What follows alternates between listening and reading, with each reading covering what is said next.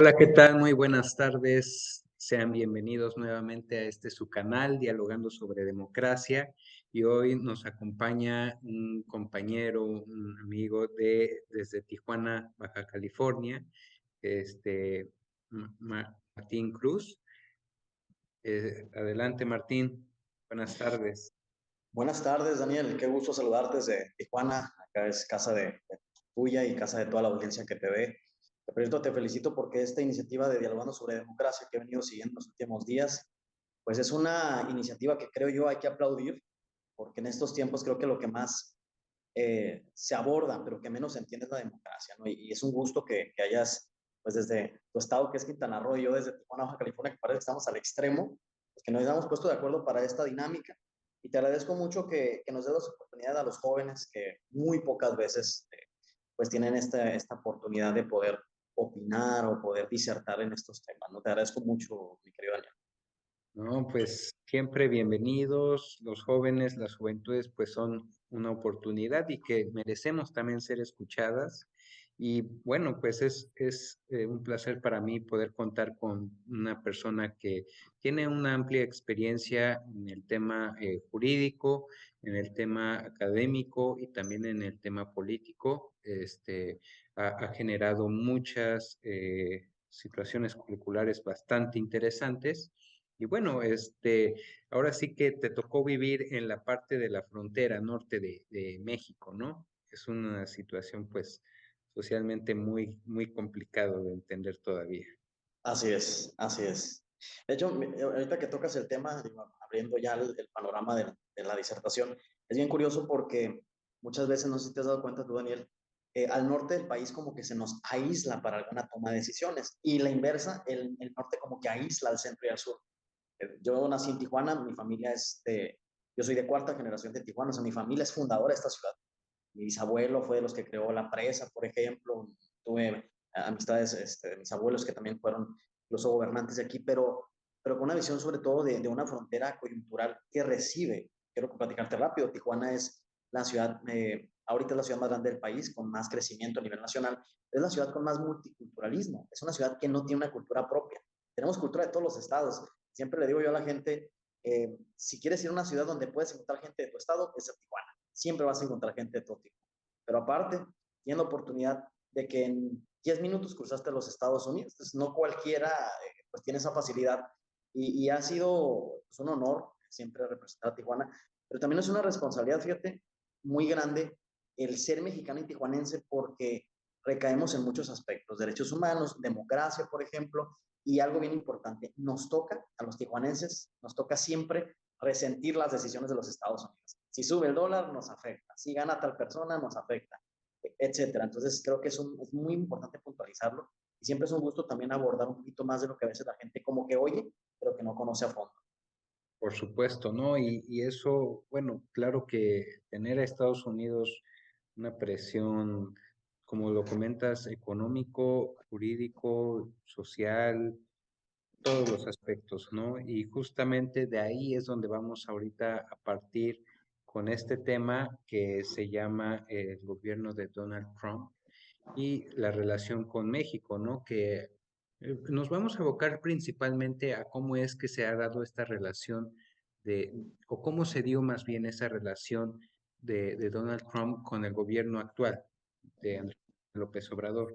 Y cabe resaltar que existían estos antecedentes con Enrique Peña Nieto, que existieron ciertas dificultades, que existieron amenazas de que se iba a construir el muro, de que se iban a deportar migrantes, etcétera, ¿no? Y bueno, llega Obrador al gobierno de México después de 12 años y genera un nuevo cambio, ¿no? Un nuevo paradigma en política exterior liderada por Marcelo Ebrard, quien pone una carta sobre la mesa bastante fuerte de respeto, ¿no? Hacia el país, que dice, bueno, este es otro gobierno, traemos otra visión y justamente vamos a negociar, ¿no? Con lo que ya se ha platicado. ¿Cómo lo vivieron allá en Tijuana? ¿Cómo fue ese cambio de gobierno? ¿Cómo fue incertidumbre política que se vivió allá en Tijuana, mi hermano? Mira, es una pregunta muy interesante e incluso muy puntual. Te voy a explicar por qué. Recuerdo yo muy bien estar en octavo semestre de la licenciatura en Derecho y en la materia de amparo nosotros veíamos la complejidad que se devengaba de los colegios electorales en los Estados Unidos. Hay que recordar que la materia electoral en Estados Unidos no es igual a México. Y recuerdo muy bien que incluso nosotros de manera chusca bromeamos y apostamos de manera, eh, pues de alguna manera de broma. Yo les decía, va a ganar Donald Trump. Y todos me decían, no, ¿cómo crees? ¿Cómo crees que va a ganar? Le digo, no, a ver, no es que quiera que gane, o sea, seamos muy objetivos, pero el paradigma y en ese momento la coyuntura política de los Estados Unidos no daba para más. Y los resultados venían siendo muy claros. Yo me tocó ver, por ejemplo, la estrategia del expresidente Peña Nieto, traerlo a Los Pinos en un sentido emblemático de querer llegar a una relación previo a que llegara a la presidencia. Se le criticó mucho, después se le aplaudió. Son coyunturas también de carácter político internacional. Pero cuando él llega a la presidencia de los Estados Unidos, nosotros en Tijuana tuvimos un problema muy grande. Yo recuerdo muy bien que el principal reto de la ciudad donde yo estoy es la caravana migrante. Fue yo creo que el aspecto más delicado porque estamos hablando que de repente llegaron 30 mil personas que buscaban asilo político, refugio, hablaban de una migración irregular. En ese intra hay que recordar bien que también se establece pues la salida del gobierno de Peña y se dejan de alguna manera en la palestra pública el debate de esa regularización de la migración. Hay que recordar que la Organización Internacional de Migración y la Organización Internacional del Trabajo, que por cierto nosotros tenemos una representante excelente, que es Daniela Cristel, que tengo el gusto de conocerla como representante de México en la OIT. En alguna ocasión me platicaba y me decía, la importancia de México en esta coyuntura de migración y economía a nivel internacional nos habla de que México sí tenía la oportunidad de hacer algo y de hecho lo hizo. De hecho lo hizo, aunque hay mucha crítica, debo de decirte que nosotros recibimos sin precedentes una cantidad enorme de gente que buscaba una oportunidad. Y te puedo decir algo, yo formé parte incluso, yo estuve en Centroamérica, estuve en Costa Rica, en la Corte Interamericana de Derechos Humanos, planteando lo que se manejaba y en eventos allá sobre la Organización Mundial de la Migración. Eh, y buscando siempre la integración laboral, por ejemplo, de la gente que ya sabíamos que no iba a cruzar, porque hay que recordar algo muy importante. Cuando el gobierno de Trump llega y establece su signatura y todas sus membretes o toda su política exterior, establecía de entrada el muro. Hay que recordar que el muro fue una coyuntura diaria, el muro, y en México va a pagar el muro, y de repente la gente se ponía como es posible que en la época del siglo XXI se vaya a pagar un muro.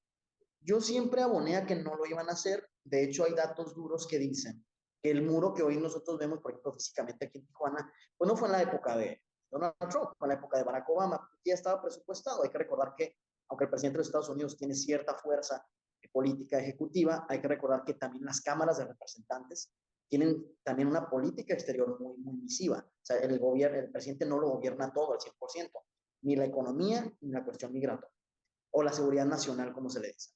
Entonces, hay que recordar también que el tema que puso sobre la mesa Donald Trump, mi querido Daniel, fue que él hablaba de seguridad nacional. No habíamos visto desde la época de George W. Bush, ¿te acuerdas del tema de las Torres Gemelas? Que se pusiera sobre la mesa la seguridad nacional. Él lo decía, hay seguridad nacional y yo quiero que México le entre al debate mandándome soldados y poniéndote aranceles y haciendo todo un desdoble. Yo creo que el principal reto ahí emanó con nuestro querido canciller, el doctor Marcelo Ebrard. Marcelo Ebrard llega en una coyuntura previo a entrar como canciller en las épocas de octubre y noviembre, con un manotazo sobre la mesa, como dicen coloquialmente en la política, diciéndole, no haces esto, te voy a mandar aranceles. Yo creo que hay que aplaudirle al canciller que tuvo la venia y como decimos en México, se fajó los pantalones y dijo, no, negociamos, sí, pero no podemos negociar con la gente porque la gente no es un producto, ¿no? La gente tiene derechos humanos, que hay que respetárseles. Hay que reconocer también, muy importante, Daniel, que relaciones exteriores no es migración. El Instituto Nacional de Migración depende de la Secretaría de Gobernación. A pesar de eso, Relaciones Exteriores en México, en esa coyuntura, tuvo la oportunidad de plantear un panorama distinto que si bien fue muy complicado, hay que recordar las fotos que veíamos de la Policía Federal, hoy la Guardia Nacional en la frontera de Chiapas y Tijuana, pues eran muy caóticas. Cierro rápido mi intervención en esta parte.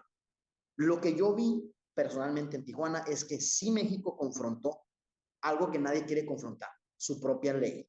Porque siempre queremos decir, es que está escrito, es que la ley lo dice, sí, pero si la ley no se tropicaliza a la realidad social, no es funcional.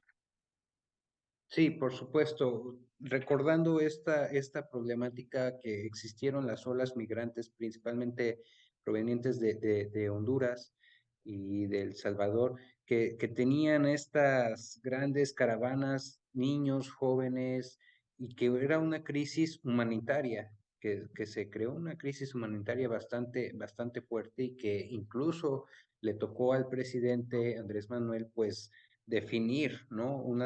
Cuando entró en diciembre de 2018, ¿qué vamos a hacer con todas estas personas que están ingresando al país, ¿no? Así es. Declara poder apoyarlos con trabajo temporal, ampliar los programas sociales, que también Marcelo Ebrard tuvo mucho papel en poder fortalecer esos lazos de relaciones comerciales y relaciones diplomáticas en Centroamérica para poder presentar un programa de Sembrando Vidas, ¿no? Por ejemplo, que fue la primera que ingresó. Y después, como tú dices, entra Marcelo Ebrard con esa presión y viene otro frente, que es el más poderoso, el de Estados Unidos, ¿no? La presión de, a ver, ya somos otras personas, tienes que negociar sí o sí, no te queda de otra, aunque seas Estados Unidos, pero la postura de México es vamos a respetarnos, ¿no? Y justamente cuando se da este primer acercamiento del presidente Andrés Manuel con Donald Trump en Washington, pues las expectativas estaban muy tensas, ¿no? O sea, vimos que muchos apostaban a que no iba a haber ese intercambio o esa buena comunicación, pero no, incluso el presidente dice, rompimos los pronósticos, ¿no? Así es. Pero gracias a que hay un trabajo previo de relaciones internacionales, relaciones exteriores con el cuerpo diplomático de Estados Unidos, que la verdad es que tuvo el papel de planchar toda esa reunión y plantear la postura de México ante Estados Unidos. Fíjate que ahorita que comentas eso y haciendo una reconvención puntual del tema, yo haría una acotación rápida. Lo que más le dolía a México en ese momento era el Tratado de Libre Comercio. Hay que recordar que el tratado, y a veces la gente se ha conocido de que el TEMEC es dinero y negocios. No. Un tratado amplía muchos temas. Estamos hablando que por eso incluso los tratados como se proponen se tienen que ratificar por el Senado de la República en este caso. Al ellos plantear la nueva concertación, porque antes se llamaba el Telecán, hoy se llama el TEMEC.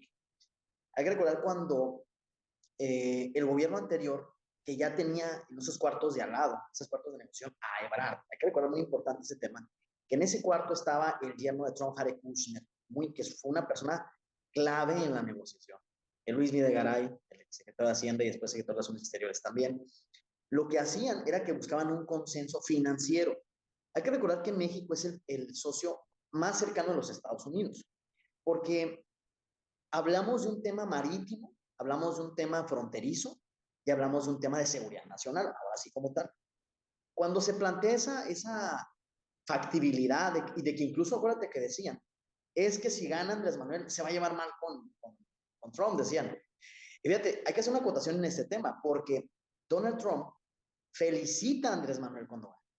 Incluso semanas antes de que gane dice, a mí me gustaría que fuera el presidente. O sea, ese tipo de comentarios no son comentarios al ahí se va. Estamos hablando que Donald Trump es un hombre hermético, es un hombre empresarial, es un hombre que no le gusta perder. Esa es su imagen. Lo hizo, de hecho, manejó a Estados Unidos como si fuera una empresa, que hay que reconocerlo. No en todo le fue mal. De hecho, si estamos muy sensatos, en la época de él, las finanzas están mejor que ahorita. El paquete económico era distinto, y digo, cada gobierno trae su propia estrategia, pero lo que voy con esto es que realmente México no se vio tan apretado como se pensaba. Y es muy importante también reconocer que algo que hay que aplaudirle a este gobierno de Andrés Manuel López Obrador, y yo lo mencionaba en una ocasión, allá en Costa Rica lo decía, se le pueden hacer muchas críticas al presidente de la República, muchas críticas, sus proyectos, su manera de ver la política, la democracia incluso, pero hay que reconocerle que en política exterior fue muy puntual, que en política exterior el presidente de la República, en cuanto tomó la investidura presidencial el 1 de diciembre de 2018, Andrés Manuel no tuvo un golpeteo con Trump. Yo creo que vimos un presidente muy responsable, vimos un presidente muy medianamente correcto. Y digo medianamente correcto porque en la política también se vale defender tus posiciones. Pero yo creo que el debate de las ideas se le dejó formalmente al licenciado Marcelo Ebrard. Y Marcelo Ebrard, yo creo que coyunturalmente le tocó hacer un papel de secretario de Relaciones Exteriores, de secretario de Economía y de secretario de Hacienda, en un solo papel. En una ocasión yo lo mencionaba de esta manera y me decían, ese es un golpe a los que son secretarios. No, no es un asunto de que él invade esferas. Lo que pasa es que él tuvo que exceder un poco más de su responsabilidad, porque él estaba dentro de los cuartos de negociación, porque él tenía que sentarse con Mike Pompeo, por ejemplo, el secretario de Estado. Él tenía que sentarse con el vicepresidente de los Estados Unidos, con el mismo Trump, con su yerno, que tuvo un papel estratégico para nuestra zona. Y recordar muy importante, las financiaciones hacia nuestro país no disminuyeron, porque incluso se le reclamaba al gobierno y se les decía, es que el gobierno de Manuel López Obrador va a disminuir la inversión. Falso, mentira, totalmente. Porque incluso si nosotros revisamos los rasgos prioritarios entre el gobierno de Trump y el gobierno de Joe Biden, había más inversión en el gobierno de Trump. ¿Qué pasó? La coyuntura del TEMEC fue muy importante. Incluso actualmente lo que se devengó en el gobierno de Trump es lo que se devenga ahorita. La negociación, por ejemplo, con Coparmex, la negociación con la industria maquiladora, el tema, por ejemplo, del COVID. Hay que recordar que Estados Unidos y México jugaron un papel muy importante en el inter de la salida del gobierno de Trump y la entrada del gobierno de Joe Biden con el papel de la Cancillería. Yo creo principalmente que aunque México su visión no es de carácter tan estatista, ni tampoco tan neoliberal. Estamos como en un punto medio en este momento, yo así lo veo, quizá puedo equivocarme, pero sí vimos a un presidente y a un secretario de Relaciones Exteriores que fueron muy cuidadosos con el tema de las finanzas. Hoy tenemos, por ejemplo, un ahorro formal, hoy tenemos, por ejemplo, un ingreso neto per cápita alto, tenemos fronteras muy amplias y algo bien importante que no debemos de olvidar, el TEMEC no se cayó. O sea, el TEMEC no se cayó.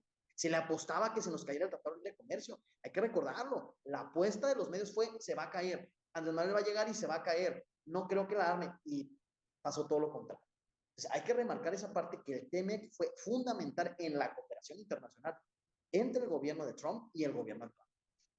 Sí, por supuesto que ahorita ese era el mayor miedo, ¿no? Principalmente porque Donald Trump cuando llega comenta, pues voy a cancelar el TEMEC porque es una práctica desleal para Estados Unidos. De un dólar que exporta México, pues la mitad de ese dólar la exporta Estados Unidos y esa es una práctica que les afecta, ¿no?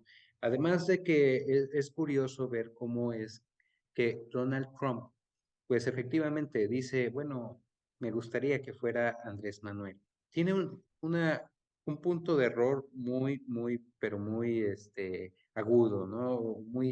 Muy escaso, digamos. Así Entonces, es. para ya poder decir, bueno, me gustaría que fuera tal persona, pues es que ya estaban previendo un plan de trabajo y una estrategia detrás y que obviamente, pues, toda esta política exterior que se ha mantenido hasta el momento y que sí, la verdad, generó mucha incertidumbre nuevamente cuando volvió a ganar Joe Biden, pues la verdad es que es otro papel, es otro boleto para el canciller, ¿no? De, bueno, ya no traigo a un equipo negociador con Estados Unidos, viene otro gobierno con otra nueva estrategia y es otra vez empezar a recapitular todo este tema, pero lo importante es que ya se tenía la experiencia o ese avance previo a lo que fue más rudo, ¿no? En su momento de tener amenazas de, bueno, voy a cancelar el TEMEC, voy a hacer muchas cuestiones, ¿no? El muro, lo van a pagar México. Incluso ahorita, ¿no? Todavía se sigue hablando un poco de ese tema muy debajito de la mesa, pero ya es como de chiste, ¿no? Ahora sí Así es. que es un trabajo que la verdad, si otro gobierno u otra persona hubiera estado tal vez a cargo, pues sí hubiera visto la presión y los golpes por todos lados y la verdad, pues se quedaría empasmado de, bueno, ¿y qué hago, señor presidente, no? Pero la verdad es que sí es de reconocer que Marcelo Ebrard ha hecho muy buen papel y lo sigue haciendo hasta la Así verdad lo es. sigue haciendo. Es muy importante, Daniel, no dejar de reconocer que México en su política exterior, en toda su historia, ha sido un país que ha tenido también que sacar de repente esas garras del águila, ¿no? Por algo nos representa el águila a nosotros en la bandera. Sí, Y es muy importante porque de repente la gente, incluso nosotros que nos gusta la política o el arte político o la ciencia política, para los que dedican como ciencia, de repente se les olvida que son humanos. O sea, no estamos hablando que los políticos son robots, tienen, o sea, se van a pelear, van a negociar en una mesa, se llevan bien, se dicen sus verdades. Entonces yo a veces creo que deshumanizamos la política, deshumanizamos las relaciones bilaterales. No es una plataforma donde tú vas a lanzar algo y me contestan y yo te contesto. No es un chismógrafo político. Pues, o sea, estamos hablando que es un tema que cualquier error que se cometa no afecta al que está como interlocutor representando a México.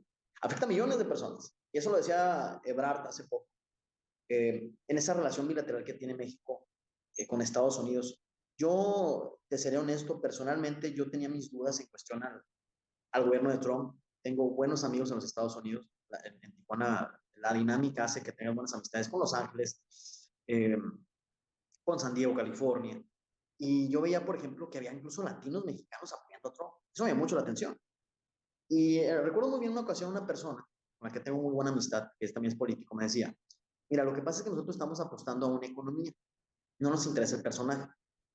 Y él decía algo muy interesante, decía, lo que pasa es que Trump en campaña no es el Trump gobernando, porque él es una imagen. De hecho, su vida pública siempre ha sido eso, manejar una imagen de poder, serio, muy confrontativo. Y de repente es un hombre que hay que reconocer algo importante, que incluso hasta parece chusca su manera de negociar, por no decir irrisoria, ¿no? Hay que recordar sí. aquella llamada que tuvo con Peña Nieto donde le decía, oye Peña, yo te quiero mucho, sabes que te estimo. O sea, ¿cuándo íbamos a ver ese otro presidente de Estados Unidos? Quizá nunca, porque su estilo así era. Él llevó su manera de ser empresario a la Casa Blanca y hubo que entender su dinámica. Es bien importante por eso no de dejar de matizar esa formalidad que nuestro canciller tiene. El doctor Marcelo Ebrard, él como experto de esta palestra pública, de todo lo que es el qué hacer de la política pública en este país, creo que tiene mucha experiencia. Pero la principal experiencia que debemos de reconocer es que Ebrard es un hombre muy prudente, Ebrard es un hombre muy tenue, es un hombre que sabe negociar, es un hombre que tiene una templanza pocas veces visto en políticos. Y hay algo que reconocerle, que él siempre, incluso cuando se equivoca, lo reconoce. Entonces, yo creo que México no había tenido, por lo menos en los últimos 30 años, un secretario de Relaciones Exteriores con tanta capacidad política y económica. Obviamente su profesión de licenciado de Relaciones Internacionales es más que notoria. Esa facilidad que tiene para reunirse en los grupos de poder a nivel mundial como el G20, 7, la ONU, está en el Consejo Mundial de Seguridad no es un tema menor. Y la gente de repente se le pasan esos sesgos. Hace poco, el que realmente dio la cara, que te lo voy a decir cómo va y quizá le puedo mencionar a algunas personas, yo nunca vi al fiscal general de la República hablando de la extradición del hijo de Chapo. El que salió a dar la cara fue Marcelo Ebrard. Y Marcelo Ebrard no es el fiscal de la República, él es el secretario de Relaciones Exteriores. Pero él entra porque sabe que en su coyuntura como canciller le va a tocar. A eso me refiero con prudencia. Dice, yo no soy el fiscal, no es mi chamba, no soy el Poder Judicial, tampoco es mi chamba, pero sí tengo obligación de cuidar del Tratado Internacional de ¿qué? De extradición. A eso me refiero. Es un hombre puntual, sabe cuándo es su papel, sabe cuándo debe de opinar y sabe cuándo no, sabe cuándo no es su momento. Hay que recordar muy importante que en la época, por ejemplo, de la pandemia, que también la relación de México, en esa bilateralidad, perdón, que teníamos con Trump, la pandemia jugó un papel relevante en esa relación. Y hay que recordar, por ejemplo, que nosotros tenemos a México, a un subsecretario de salud, pues todos los días en las mañaneras, pero también teníamos a un secretario de Relaciones Exteriores yendo a otros países por vacunas. Incluso cuando ciertos países no se van bien con Estados Unidos, yo me preguntaría entonces, habría que reconocer la capacidad de un canciller que tiene la oportunidad de negociar incluso con aquellos países que no se llevan bien, porque nosotros recibimos vacunas de Cuba, de Rusia, de Estados Unidos y de China. Países que en la geopolítica pareciera que están peleados. ¿Quién puede hacer eso? Solamente un hombre que tiene la capacidad de no perder la bilateralidad con un Trump, por ejemplo, como presidente, pero tampoco llevarse mal con un Vladimir Putin. Quizá no tiene nada que ver con la relación bilateral, claro, pero la relación geopolítica de alguna manera puede afectar la bilateralidad con Estados Unidos, porque queramos o no, nos llevemos bien o no, Estados Unidos está a un lado de nosotros geográficamente. No es un tema de que si queremos o no, es un tema de que tenemos que. Y cuando tú tienes que hacer algo, lo tienes que hacer lo mejor posible. Voy a dejar esta pregunta al aire, no sé si tú la quieres intervenir. Hay que recordar cuando a Ebrard se le hace el cuestionamiento de la marca, ¿te acuerdas? De la marca de las vacunas. Y Ebrard fue muy enfático y dijo, ok, no nomás les gusta una marca, les voy a traer más marcas. O sea, te digas, fue un tema que puede sonar simplista, pero siempre buscaba no dejar fuera a nadie de esa solución, en este caso de derecho a la salud, y evitando que dijeran que nada más tenía una inclinación. Siempre fue imparcial y objetivo. Sí, por supuesto, siempre hemos visto ese trabajo y qué más da que, o sea, qué gran papel, la verdad, es de reconocerse y como lo he mencionado en otros programas, es que esta política exterior, la verdad es que ha resaltado mucho y ha puesto a México en una posición en el tema internacional de muy alto nivel. Y no nada más en Centroamérica o en América, sino a lo largo y ancho de todo el mundo, ¿no? Esto, pues justamente es como lo comentabas, buscando siempre una alternativa, una solución que las personas siempre veían los martes, en las mañaneras, a Marcelo Ebrard dando un informe de, bueno, ya viene un cargamento de vacunas provenientes de Rusia para evitar el desabasto. Y de ahí partimos también sobre un punto de cómo fue que hizo también su papel para que esas vacunas que llegaban a México se diera una parte a Centroamérica, ¿no? A los países que no tenían esas posibilidades de poder tener vacunas y, bueno, dicen, bueno, ahí te va, ¿no? Entonces, vemos que la verdad esta política o esta visión que trae el canciller es de cooperación y obviamente de mucha negociación y mucha paciencia. Eso es lo que Marcelo siempre ha tenido, paciencia, paciencia, sabe justamente el momento en el que debe de actuar, sabe el momento en el que puede él aparecer, cuando hay que guardar un poco la calma, pero pues la verdad es que en temas de relaciones exteriores, pues es la imagen de México ante el mundo. Y eso justamente te juega un papel tanto inversiones, tanto en temas geopolíticos, tanto en el posicionamiento. Entonces, esa cara, esa estructura que ha manejado Marcelo Ebrard, pues le ha ayudado mucho al presidente, que incluso el presidente pues dice, bueno, en los temas importantes como el G20, pues lo manda, ¿no? Al tema de la ONU. Y esta confianza que el presidente le tiene, pues es que es una persona con una amplia capacidad. Y bueno, si, digámoslo vulgarmente, si pudo con Donald Trump, pues que no pueda con algo más grande. Sí, yo pienso de esta manera y lo he comentado con mis cercanos en esas tertulias políticas y les digo, yo creo que negociar con los Estados Unidos es como cuando vas a hacer un examen a la universidad. Estudias, no sabes qué te van a preguntar, pero tu idea es no salir sin haber contestado nada, ¿no? O sea, contestar todo y lo mejor posible. Yo creo que así es. Pero hay que recordar que es la potencia más grande del mundo. No debemos de olvidar ese eje pragmático, porque es muy pragmático. O sea, los Estados Unidos es un país que su base es económica. La política es económica, el gobierno es económico, la base es económica. O sea, su papel es económico. Es un país que vive de la economía, no vive de otra cosa que la economía. Que bueno, quizá de la guerra, pero hablando en términos que nos beneficia a México, el tema de la economía nos jugó un papel, yo creo que muy coyuntural y muy preocupante. Yo creo que, y digo, no solamente que yo lo crea, sino que lo establecen los mismos medios de comunicación. Por ejemplo, al analizar la balanza de pagos internacional, al analizar, por ejemplo, el aumento y en los créditos de los Estados Unidos hacia México, que es muy importante reconocer que bancos extranjeros, petroleras, estados como Texas, por ejemplo, que se puede hacer una crítica o no al presidente de la República, pero el tema de que grandes petroleras a nivel mundial se presten a esas inversiones que Andrés Manuel hace, por ejemplo, con las refinerías o la compra de refinerías en Estados Unidos. Hablamos, por ejemplo, de los tratados a favor de las disminuciones de las cargas fiscales, el compromiso del IRS, por ejemplo, en trabajar con el SAT aquí en México, esta operación nueva de la ley de operación de recursos de procedencia ilícita, lo que hoy se conoce como la ley antilavado, ¿no? Esa ley que viene realmente abundando de los Estados Unidos y que hoy, por ejemplo, podemos ya hacer un balance de lo que se ha logrado.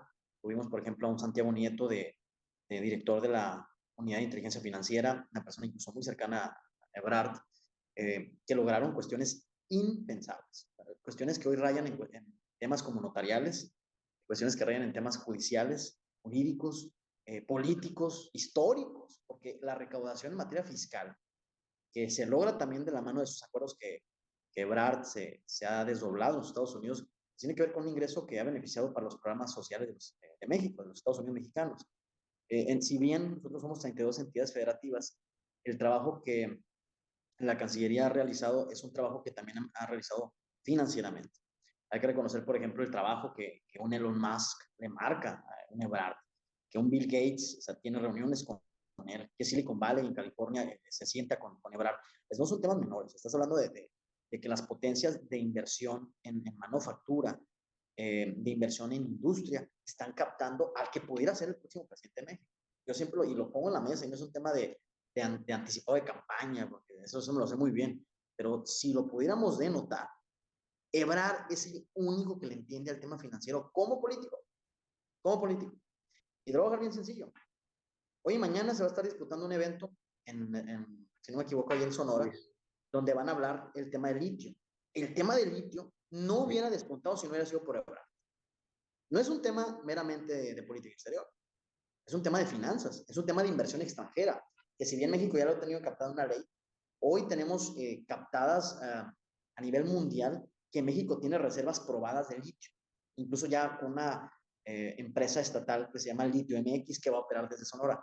Ese tipo de temas son cosas que a veces la gente no lo sabe, porque a veces los medios como que a veces más que informar terminan desinformando por cómo lanzan la nota, pero son temas muy puntuales, porque esa inversión genera empleo, esos empleos generan ingresos, esos ingresos generan disminución de la delincuencia, o sea, todo es un acto total. Y es bien importante reconocer que esa gran parte de ese pragmatismo que se lo pudiera criticar a Ebrard, yo no se lo critico, incluso yo se lo aplaudo, y también esa parte estatista que también tiene, que es una persona que no es nacionalista, pero respeta mucho a México y lo defiende. Y yo lo vi, por ejemplo, con el tema de Mike Pompeo, que él salió y dijo, no es cierto. O sea, tiene una cuestión de carácter no nacionalista, pero tampoco se deja. Eso es muy importante en política. Yo le diría como el dicho mexicano, el que cayó otorga, y él no cayó. Él habló y respaldó su habla. Entonces, el tema financiero, Daniel, es un tema que muy pocas veces se denota en un canciller, pero que se tiene que notar ahorita, porque incluso hay que reconocer que el mismo presidente de la República reconoce el trabajo de Marcelo Ebrard en la capacidad de inversión extranjera y de captación de recursos directos. Estás hablando, por ejemplo, te lo vuelvo a comentar, de una disminución en gasto corriente a nivel federal, de un aumento en la tesorería nacional, de una buena relación, por ejemplo, de Ebrard con el Fondo Monetario Internacional, con el Banco Interamericano de Desarrollo, con el Órgano Mundial de Comercio. Ese tipo de cuestiones, tú dirías, ¿qué tienen que ver con Estados Unidos?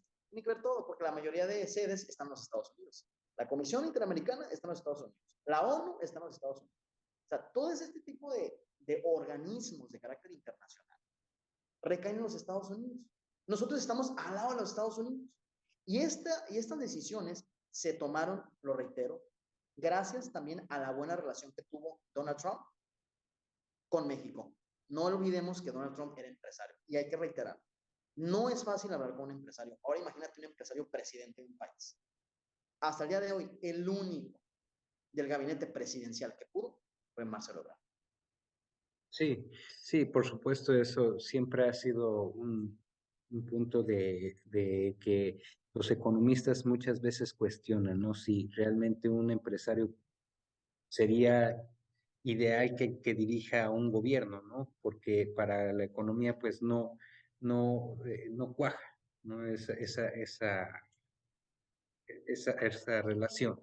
Pero se puede, ¿no? Se puede intentar y que justamente, pues, puede generar buenas expectativas o buenas estrategias, no sabemos, ¿no? Es un punto teórico que todavía podríamos tocar y abordar en otro programa.